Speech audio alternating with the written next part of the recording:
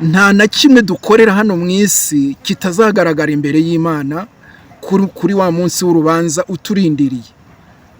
Mwibuke yuko buri muntu wese azaca imbere y'iriya ntebe y'urubanza, buri muntu wese yisobanura ku by'Imana izabimubaza. Mu gihe uri mu isi, mu gihe ugihumeka umwuka w'abazima, ni igihe wahawe cyo kugira ngo utegure aho uzajya, kuko ni wowe uhategura. Kuhategura ni gute rero? Ni ugusenga wiyeza, ni ugusenga ukiranuka, ni ukwirinda kubanira n'aba bandi bantu, ni ukuwumukizwa, ni ukuyobora abandi inzira y'agakiza, ukanabibera n'icyitegererezo.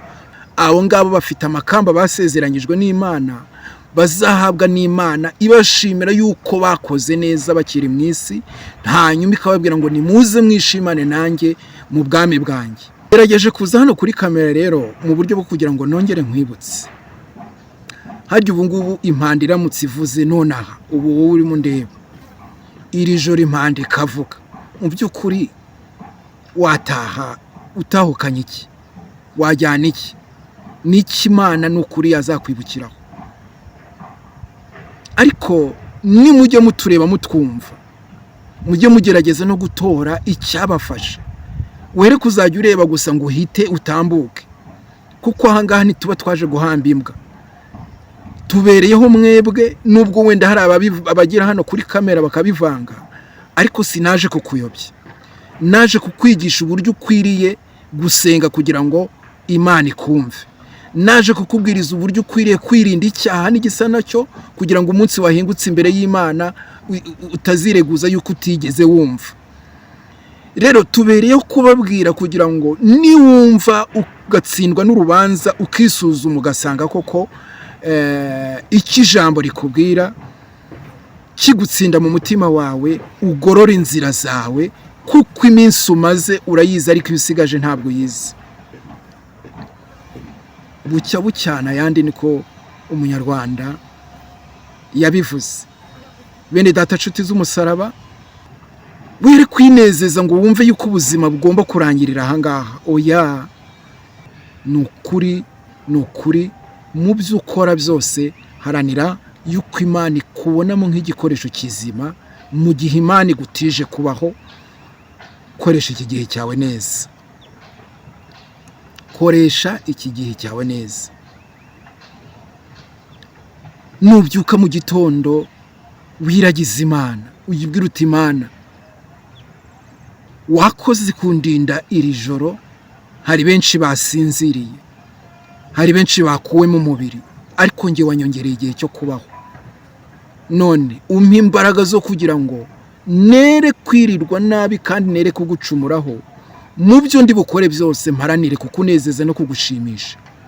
Kandi nkweretse yenda urugendo rwanjye, nkweretse akazi ngiye gukora. Uhamagara Imana igendane nawe kandi kabemo, izabana nawe. No mu gutaha ubigenza utyo, n'igihe ugiye kuryama ubigenza utyo, n'igihe ugiye kurya ubigenza utyo. Bene data nshuti z'umusaraba, uko niko gusabana n'Imana, Imana ikakwiyumvamo nawe ukayiyumvamo, kuko burya nta kintu gishobora kukuvogera wahamagaye Imana mu gitondo, wahamagaye Imana utashye, wahamagaye Imana ugiye kurya cyangwa ugiye kuryama.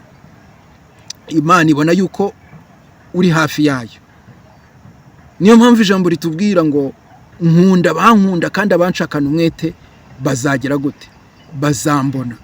Aho ni mu Migani mu bice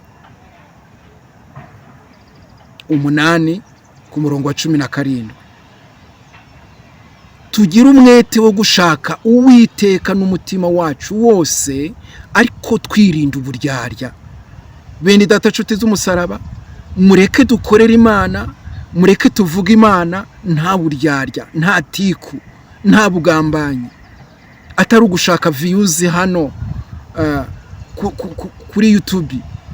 Biba bivuga rero ngo igihe cyawe bukwiriye kugikoresha neza, kuko ubutazi umunsi n'igihe, utazi n'igihe uzatahira. Nakugira inama yuko ukwiriye gukora neza mu gihe cyawe Imana yagutije, kugira ngo umunsi watahutse Imana izabone ikikwibukiraho. havugwa menshi akumvwa na bene yo. Ndasoje.